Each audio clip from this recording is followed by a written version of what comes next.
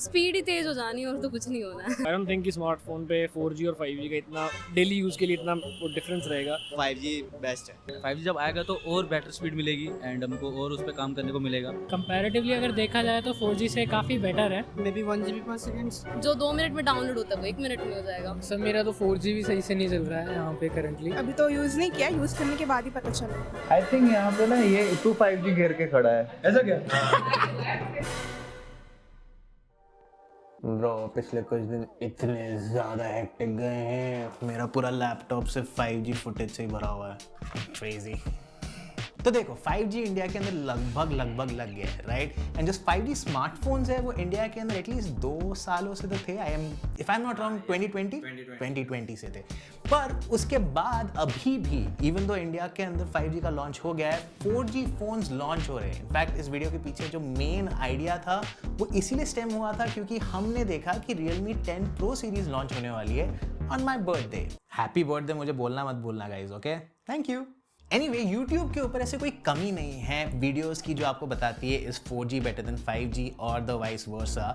पर ये सारी चीज़ें एक थियोरेटिकल ख्याली पुलाव होता है, राइट? वो आपको बाहर के नेशन से इंफॉर्मेशन लेके यहाँ पे लगाने की कोशिश करते हैं which is may be true may be not true. पर हम लोगों ने वास्तविक तौर पे, रॉबिन और मैंने दिल्ली NCR के अंदर चक्कर लगाए हैं just to find out how the actual 5G experience is which can be applied to more or less entire India when 5G rolls out. सिर्फ ये ही नहीं, हमने अपने the man, the myth, the legend Rushal भाई से भी बात की थी इस ही टॉपिक के बारे में, ये समझने के लिए कि उनका 5G एक्सपीरियंस कैसा रहा है यूएस के अंदर। वो काफी टाइम से 5G स्मार्टफोन्स के साथ में थोड़ा सा यूजेज टेस्ट वगैरह करते रहते हैं, तो उनके भी व्यूज आपको देखने को मिलेंगे इस वीडियो के अंदर। इस वीडियो को बनाने में मुझे और रॉबिन को काफी मशक्कत लगी थी क्योंकि हम लोगों ने बाइक के ऊपर ट्रैवल किया है, चल के ट्रैवल किया है, इनफैक्ट मेट्रो में भी ट्रैवल किया है। कितने घंटे हम लोग खड़े रहे हैं just to get that 5G speed. तो अगर आपको लगता है कि ये वीडियो आपको वैल्यू दे रही है तो प्लीज इसको अपने दोस्तों के साथ भी शेयर कीजिए और उनको भी बताइए कि 5G का एक्सपीरियंस कैसा है। इनफैक्ट जब हम स्ट्रीट्स पे गए थे, हम लोग कई लोगों ने बताया कि उनको पता ही नहीं 5G आ गया इंडिया के अंदर, अगर 5G आ भी गया तो उसको कैसे ट्राई आउट कर सकते हैं। तो ये वीडियो उनको हेल्प कर सकती है। साथ ही में 1 मिलियन अब इतना दूर नहीं रहा है, तो प्लीज इस चैनल को सब्सक्राइब भी करें अगर आप फर्स्ट टाइम व्यूअर हो, और हमारी वीडियो की रैंकिंग थोड़ी बढ़ा भी सकते हो by hitting that like button. चलिए देखते हैं 5G का एक्सपीरियंस फाइनली कैसा है। अब 5G आर्किटेक्चर के बारे में आपको काफ़ी हद तक मोटा पता ही होगा, राइट? कि आपको 4G से बेटर स्पीड मिल रही है, बेटर लेटेंसी मिल रही है, और भी बहुत सारी चीज़ें जैसे कि SA और NSA के बीच में डिफरेंस नहीं पता। NSA is basically non stand alone architecture which is basically built on 4G infrastructure. बस इसके ऊपर आपको थोड़ा सा अपग्रेड दे दिया जाता है in the form of speed and latency. It provides a much better transition to 5G। अब इसके अंदर क्या होता है, जो कॉस्ट एसोसिएटेड होते हैं एक नए इंफ्रास्ट्रक्चर को इंप्लीमेंट करने के, वो थोड़े से कम होते हैं। स्टैंड अलोन आर्किटेक्चर या ऐसे आर्किटेक्चर सिंपल शब्दों में ऑपरेटर्स को स्पेशली इंस्टॉल करना पड़ता है, तो इसके एसोसिएटेड कॉस्ट थोड़े से ज्यादा होते हैं, लेकिन इसके चलते आपको मिलती है सुपर फास्ट 1 Gbps टाइप की स्पीड और साथ में थोड़ी कम लेटेंसी भी। इन दोनों का जिक्र मैंने इसलिए किया है क्योंकि मुझे आपको थोड़े की डिफरेंसेस बताने हैं between Airtel 5G and Jio 5G। अभी के लिए एयरटेल का नेटवर्क मोस्टली NSA पे बेस्ड है और जियो 5G का NCR में कैरियर एग्रीगेशन पे।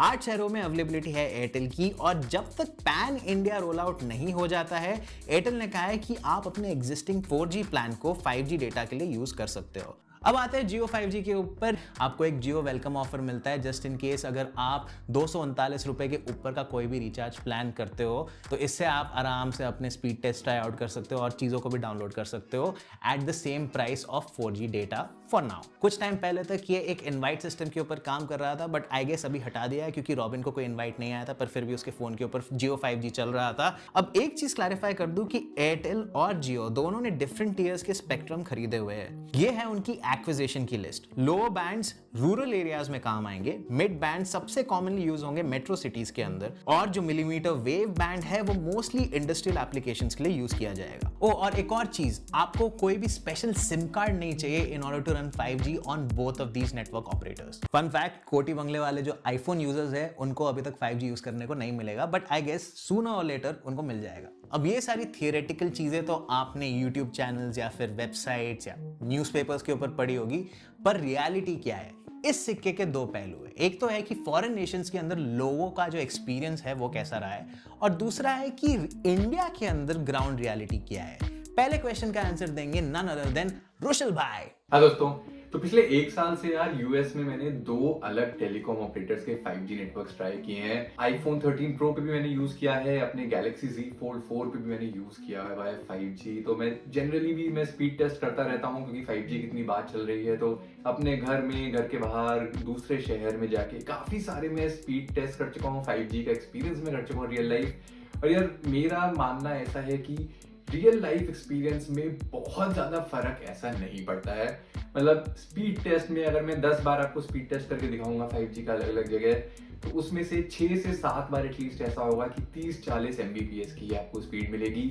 1-2 बार ऐसा हो सकता है कि आपको 100 Mbps तक की स्पीड मिल जाए, और 10 में से सिर्फ 1 बार ऐसा होगा कि आपको 150-200 Mbps या 300 Mbps टाइप की स्पीड मिलेगी, जो 5G की स्पीड मानी जाती है। और ये जो प्रॉपर 5G स्पीड है 300 Mbps और इसके ऊपर वाली, ये बहुत कुछ जगहों पे मिलती है जहाँ पे मिलीमीटर वेव रिसीवर्स लगे हुए होते हैं। जैसे मैंने अपने शहर में नोटिस किया है, एयरपोर्ट के पास शायद मिलीमीटर वेव नेटवर्क अवेलेबल है। तो जब मैं एयरपोर्ट के आसपास मैंने 1-2 बार स्पीड टेस्ट करा है, वहाँ पे एक बार मैं वीडियो डाउनलोड कर रहा था फ्लाइट में चढ़ने से पहले, एक प्राइम वीडियो पे मैं एक एपिसोड डाउनलोड कर रहा था, फटाक से वो डाउनलोड हो गया था 20-30 सेकंड में, और पता भी नहीं चला था। तब वो एक दिन मुझे याद है, उस दिन मुझे लगा था कि अरे वाह 5G का क्या यूज हुआ है। लेकिन उसके अलावा अगर मैं देखूं तो बहुत ज्यादा फर्क नहीं पड़ता है यार। ज्यादातर वाईफाई पे होते हैं हम, अगर घर के अंदर होते हैं, घर के बाहर जब आप निकलते हो, गूगल मैप्स आपको यूज करना है, गाने आपको स्ट्रीमिंग करने हैं, और कुछ अगर आपको गूगल पे सर्च करके देखनी है चीजें, ये सारी चीजें 5G पे भी उतनी स्पीड से हो रही है जितनी 4G पे हो रही थी। अब खैर जब 4G आया था शुरू में, तो 3G के बारे में भी ऐसा ही लगता था कि 3G की स्पीड भी इनफ है, 4G क्यों चाहिए। तो मैं होप कर रहा हूँ कि आगे जाके कुछ हमें एक्चुअल बेनिफिट्स देखने मिले डे टू डे लाइफ में 5G के। अब आते हैं ग्राउंड रियलिटी के ऊपर। रॉबिन एक जियो यूजर है और मैं एक एयरटेल यूजर हूं।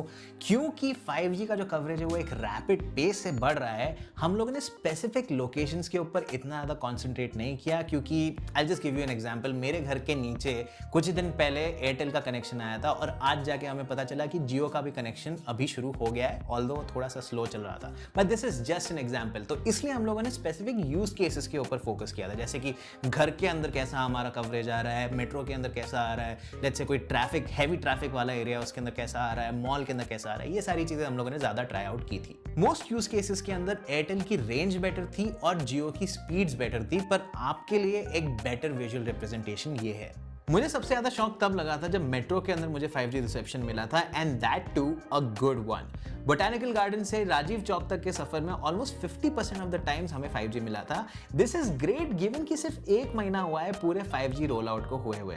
जियो की कवरेज मेट्रो के अंदर थोड़ी सी कम थी, लेकिन जो स्पीड्स थी वो काफी ज्यादा अच्छी थी। घर के अंदर सीन थोड़ा सा मुश्किल था। मैं और रॉबिन सेम सोसाइटी में डिफरेंट टावर्स में रहते हैं, लेकिन सिर्फ रॉबिन के घर के अंदर आ रहा था 5G, only Airtel by the way, not Jio, और वो भी बड़े मुश्किल से। बाकी नोएडा में स्पेशली हमें आउटडोर्स के अंदर बहुत ज्यादा 4G 5G स्विचिंग देखने को मिली थी। आई रियली विश 5G को फोर्स करने का कोई मेथड होता। दिल्ली के अंदर हमारा जो एक्सपीरियंस है वो काफी ज्यादा कंसिस्टेंट रहा है, बोथ जियो और एयरटेल के ऊपर। और इस वीडियो के लिए हम लोगों ने सिर्फ सीपी, खान मार्केट और सफदरजंग के अंदर कुछ एक जगहों पे 5G टेस्ट को रन किया था। पर इस वीडियो को बनाने से पहले मैंने कई सारे चक्कर मारे दिल्ली के अंदर। इनफैक्ट मेरे घर से लेके एयरपोर्ट तक के सफर के अंदर मैंने देखा था साउथ दिल्ली के कई सारे पार्ट्स के अंदर 5G है, और सेंट्रल दिल्ली के अंदर भी कई सारे जगहों पे 5G लगा हुआ है। अब मैं आपसे झूठ नहीं कहूंगा, मेरे भी दिमाग में 5G को लेके कई सारे डाउट्स थे, कई सारे भ्रम थे, कई सारे प्रिजम्पशंस थे कि इसकी स्पीड कैसी होगी, इसका नेटवर्क कवरेज कैसा होगा, डेटा प्लान्स क्या होंगे।